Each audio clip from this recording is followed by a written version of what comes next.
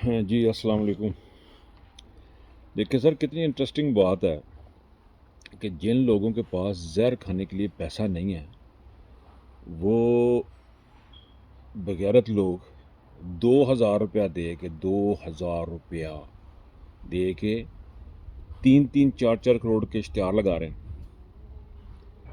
جن کے پاس زہر کھانے کے لیے پیسہ نہیں ہے ان کی باجی نے، بڑی سسٹر نے، ان کی ہمشیرہ نے میڈیا مینجمنٹ کر کے ایک چینل کو اربوں روپے کا کانٹریکٹ دیا ہے کہ ہم آپ کو اتنا پیسہ دیں گے، اور سوائے ARY کے باقی سارے کے سارے بکے ہوئے ہیں، اور وہاں سے بندے نکال رہے ہیں، ان کو کہہ رہے ہیں کہ اپنی پالیسیز چینج کریں۔ جن کے پاس زہر کھانے کے لیے پیسہ نہیں ہے وہ اپنے MNAs، آنے والے MPs کے لیے کروڑ روپیہ نکال رہے ہیں، جن کے پاس زہر کھانے کا پیسہ نہیں ہے۔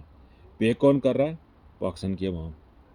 یہ پاکستان جو ہے نا، یہ ہمارے لیے نہیں بنا تھا، یہ ان لوگوں کے لیے بنا تھا، اور اس میں سارے کے سارے شامل ہیں۔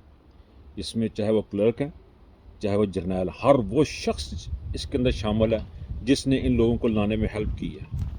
ان بغیرتوں کو یہ امپورٹڈ گورنمنٹ لانے میں ایک بندے نے جس نے ہیلپ کی ہے وہ اس میں شامل ہے۔